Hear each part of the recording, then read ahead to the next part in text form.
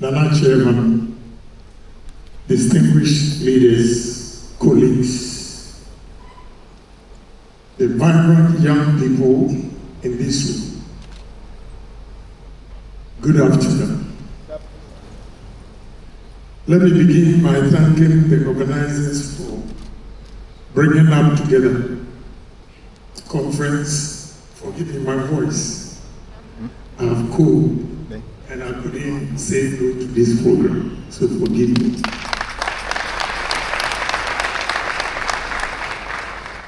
Conferences like this are not just events, they are mirrors. They force us to look at ourselves as a country and ask, are we doing enough for our youth? The theme we gather under today is powerful. Is there enough youth empowerment? The gateway to sustainable economic development. As usual, I'll be brutally frank. Some speakers were not able to give the answer. I'll give you the answer. The answer is no.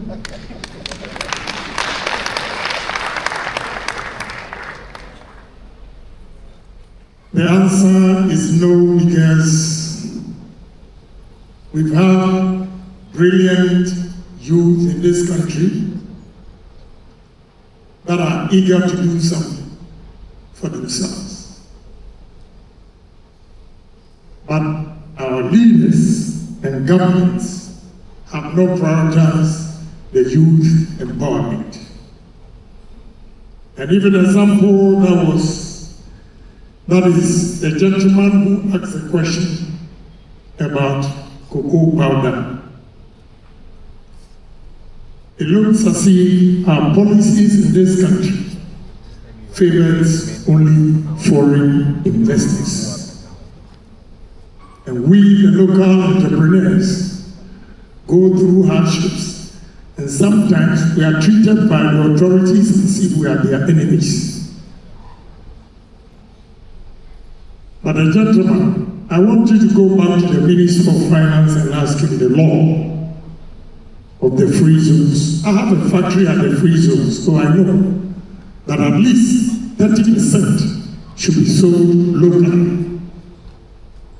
So if you're going to buy something from the free zones and you've been able to establish that you're a citizen, why should you pay the duty? Go back and ask, so what is the essence of the 30%? That you should say, look,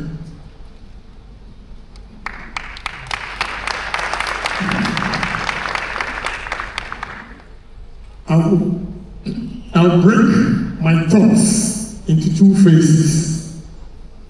The first one is the government role to empower the youth. Any government that do not assure the future of the youth, it means the country itself has no future.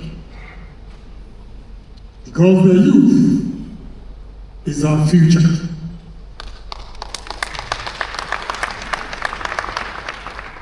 So what the government has to do, or any leader with a vision has to do, is to make sure you create an enabling environment for everybody, including the youth, to support especially their businesses. Two, the government should make it a point to explore talents in this country. We need to explore talents among the youth. And not only exploring talents, but to give them support, the necessary support, to make sure that they realize their dreams.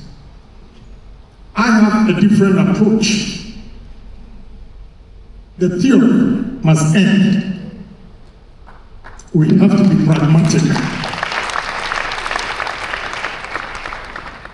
we should start from our universities. They should amend their curriculum to include pragmatism.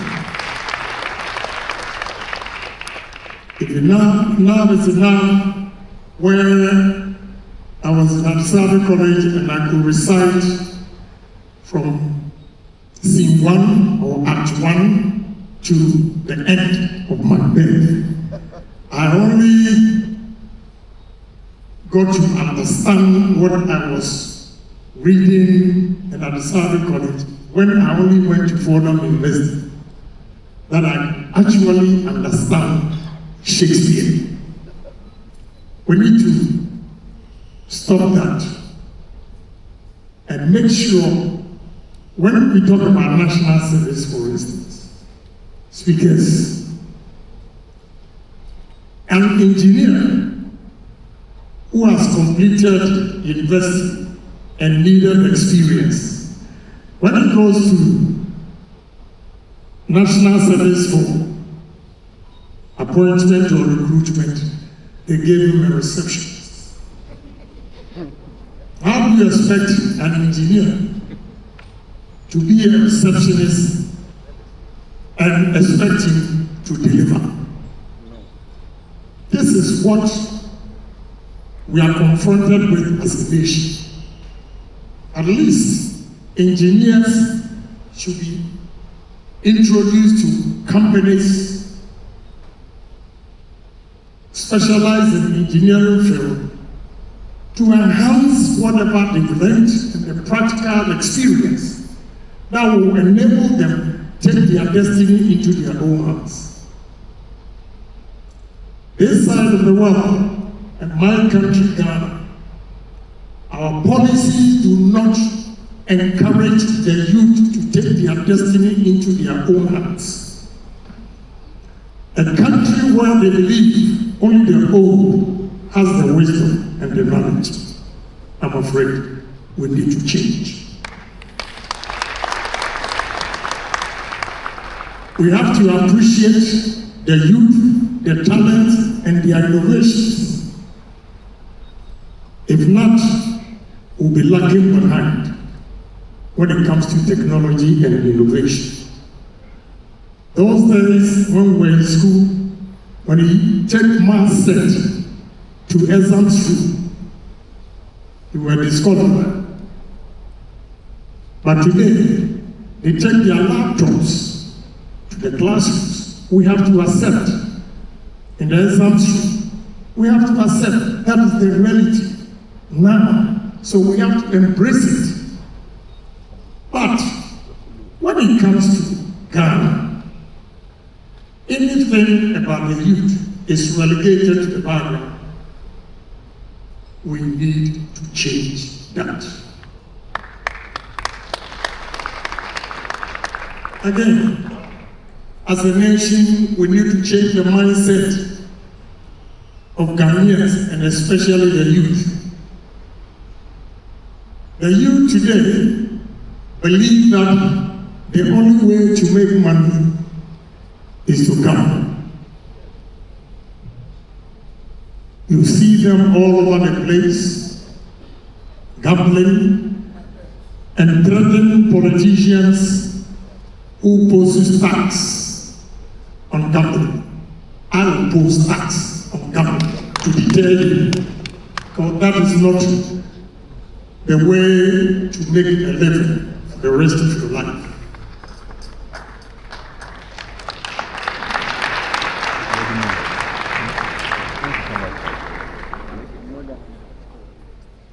Let us identify young entrepreneurs and give them the support. I will use Asia Miracle as an example. Asia Miracle, the Sanyo, Hyundai, and all those companies were giving support. And the support was that when you fail, you are giving money to buy your equipment. If you fail to use the equipment for what you put on that document before the money was released, they will take it from you. And that time, with all due respect to Nana cannot beg. Pastor cannot beg. Your uncle cannot beg. They will take the business from you and give it to Mr. B. And because the companies knew that when they made a mistake, they were going to take it from them, they made sure that all the equipment and monies that were given to them were properly used. That is why today we have all these companies. But I have to be honest. Ghanaian businessmen or entrepreneurs, some of them are also very dishonest. When loans are given to them to expand their businesses, they buy treasury bills and use the interest of the treasury bills to service the loan. I tell you the truth, I'm a businessman and I know that all these things must stop. If not, the future of our youth is bleak. They cannot do anything. So we need honest, as the nation is expecting honest leaders, the leaders are also expecting honest businessmen and honest youth.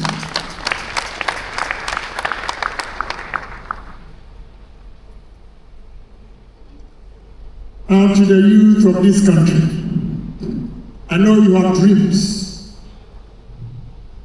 How are you going to realize your dreams?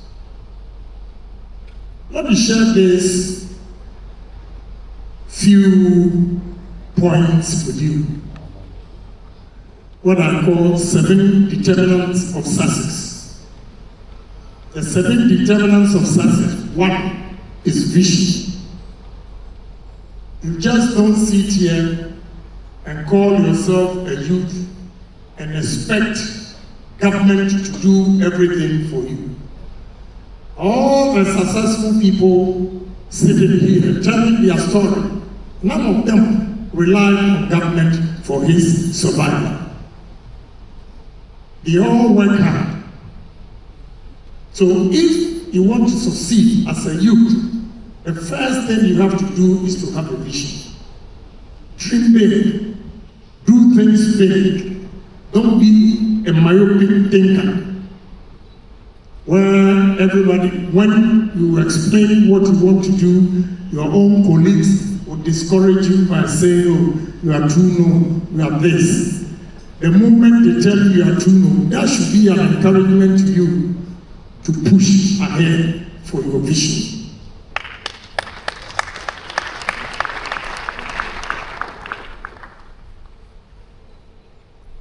Young men, you need to take risk. In life, if you don't take risk, you are not going to succeed. The future belongs to the risk takers, not security seekers. People, I'll give you an example of what I mean by security seekers. You have bank managers, head of corporations, they make money, and all they do is they buy treasury bills. They don't want to take risk. When they buy the treasury bills, they tend to forget that it is somebody who is managing it for them to get their returns. And if I am managing your business to give you, say, 50%, it means I must make 100%. Now, why don't you manage your business and get 100% yourself? So you have to take risk in all your endeavors. Without taking risk, you can never succeed. You can never be like one of the speakers here. So youth, from today, what we heard from all the speakers, when they go back home, be good to think through it and be a risk taker. It is important. If not, you are never going to succeed. Again, you should be hardworking. You just don't dream and think your dreams will be realized if you don't work hard. You need to work hard. Normally, every person works for 8 hours for a corporation and goes back home. When my former minister was sharing or giving her speech, she made mention that she continues to run a family business and also work as a politician. What it means is that she makes money from the restaurant and makes money from politics. Anybody who works once, say 8 hours, and go to his comfortable home and enjoy, do not expect to make the same money as the one who has 2 jobs. Because if politics will give the minister, say 50,000 a year, restaurant may give her 100,000, and put together, she has made an annual income of 150, compared to the one who works for only 8 hours and makes 50,000. What it means is that former minister has a higher purchasing power because she has 150 and you have 50. She can afford a lot of things which you cannot, the one who earns only 50,000. So you have to make sure you work hard. And if you work hard, the paramount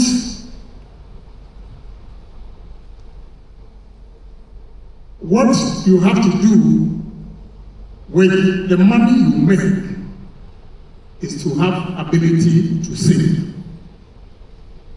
You should be able to save some of your money, no matter how low or small your income is, because of the rainy day. I saw all the cocoa farms down there. Cocoa, they can't do anything about it, and I called Cocoa Board to ask. My brother, I'm going around, and the way I see our cocoa trees, what is happening? He said there's a disease called swollen shoots. So what are you going to do? And listen to the sad part. He said, we have borrowed money from World Bank to plant new trees. And my question is, for over 100 years that we've sold our cocoa beans, we didn't think of rainy day that we have to save at least 5%. So they need their freedom. They have to be independent. But it comes with cost. Freedom comes with cost. When we are staying with parents, they will not let you pay rent, but at least when you come in, you buy food and bring it. And rent, ask our leaders here, rent takes about 30% of our income that we earn. So if you have a job and you are thinking of your freedom and you go and rent, a friend of mine went to rent in America, rented a place thinking the woman would have it. The woman was sending money to Kobu and created problems between them.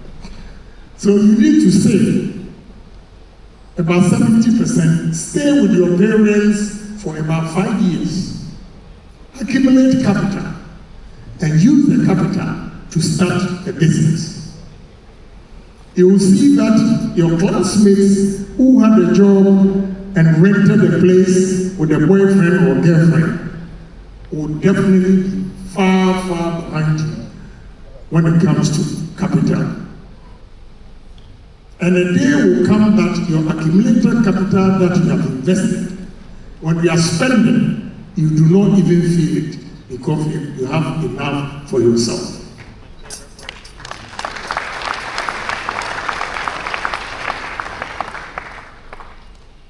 You need to invest your savings. You don't have somebody who came to me, honorable. In fact, she's my niece. She saved about 120,000 cedis. And came to me, uncle, I have saved so much. Then I asked her, so what other plans do you have with your savings? And she couldn't answer. Meanwhile, she has a master's degree, and all she knows is look at his bank statement and it's 120. You need to invest the $120,000 by taking risk. Life is full of risk. If you don't take risk, you are never going to succeed. You'll be stagnant. Again, the famous of all, when you hear Agyapong is rich, is this and that, my cardinal principle in business is honesty. Honesty.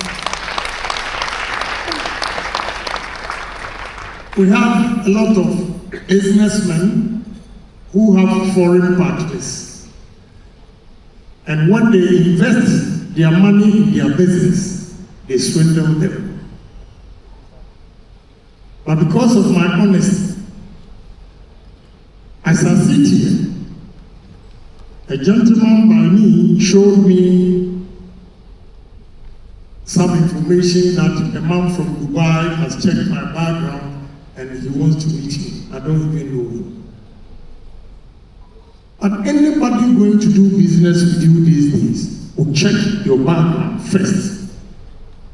So if you want to succeed in life, you can be hardworking, you can be anything. But if you are not honest, believe me, you will fail eventually.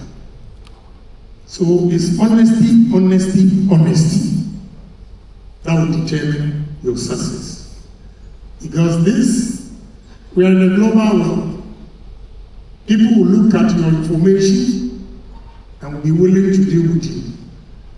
Even if you approach them yourself, they will go back and check your background and come back again, whether to deal with you or not.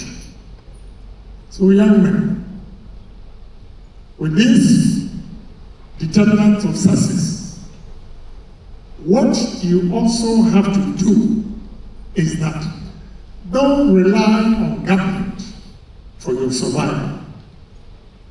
Anybody who will rely on government for his survival, I'll give you an example. The cake is this small, and the whole country, everybody is fighting to get a piece. So how much are you going to get? That is the question. So to succeed in life, don't rely on government for your survival. Start a business. There was a question. It was not thrown to me, but I wanted to give the answer. If you want to do business, you might have the most brilliant ideas.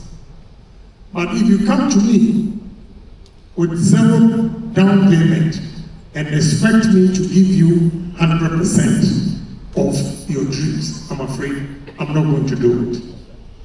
I will not want to do it because I give you the money freely, you will spend it anyhow. I want to see your commitment. Even if you've committed 20%, then I will see the seriousness in you for me to invest in you. But coming in with brilliant ideas, and such people, they can really talk to convince you. But I've gone past that. So show commitment that indeed you believe in your product. Two, indeed you believe that the project is feasible. If you are able to commit yourself, then I will consider also assisting you. Okay. So young men and women here, it is not magic to be successful. Just simple things. But the government has to do a lot as well. Yesterday, I watched CNN and I was so inspired by Ghanaian women. Let's clap for Ghanaian women.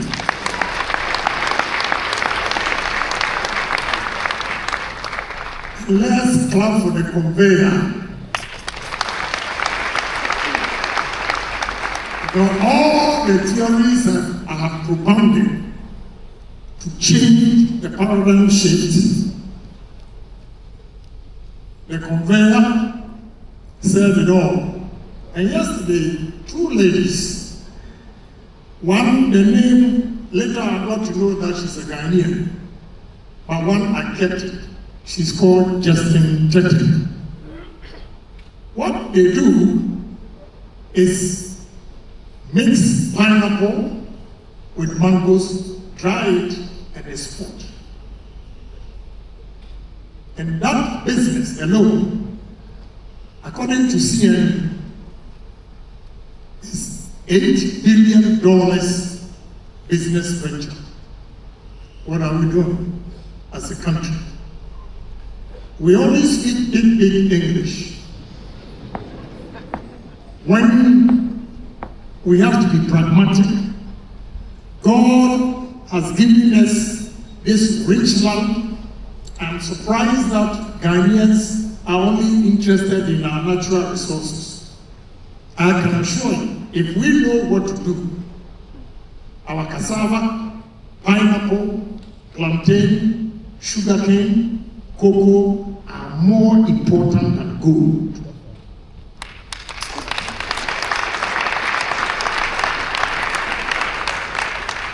We are lacking a leader who has creative mind and business as well. That is what we are lacking. So we have to make sure that we go back. I think on YouTube you will see these ladies, what they are doing. Another time I saw two ladies in real estate, also featured by CNN. It shows that the women are now aggressive. They are not waiting for their husbands to give them job money. Clap for them again.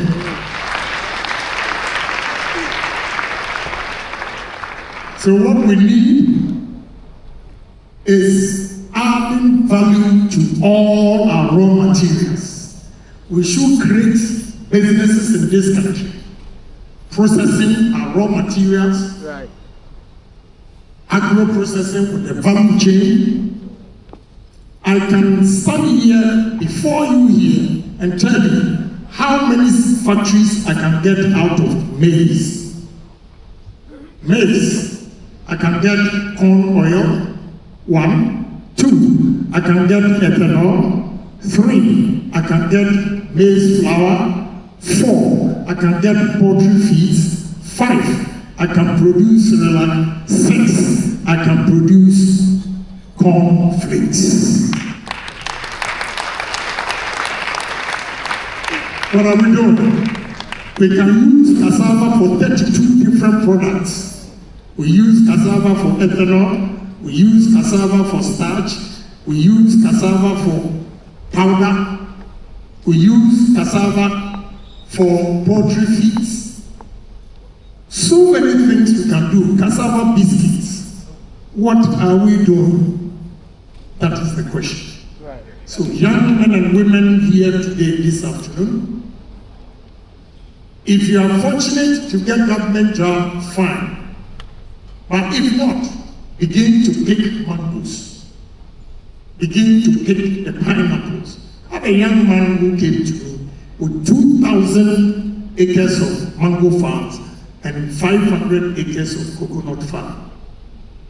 I can tell you, so many things you can do with coconut, so many things you can do with pineapple or mangoes. So young men and women here, let's go into agro-processing. We are not going back to the agrarian style of farming. We are going to use technology, mechanized farming. Then from there, we add value to all our raw materials. And we make more money than the gold. Before I take my seed, let me give you an example. If you don't know, the fastest growing economy in West Africa now is Benin. And it is using two things. One, cotton. Two, tourism. Ghana, we produce cocoa over 100 years. And now we go to World Bank for 500 million. Or we hedge our cocoa for $500 million. A population of 9 million Benin. This year, the revenue from cotton was $650 million. Strike the average and see a population of 33.6 million looking for $500 million from World Bank, and a population of 9 million earning revenue of $650 million. That is the question. It tells you that our policies here are fundamentally wrong, and we need to change it.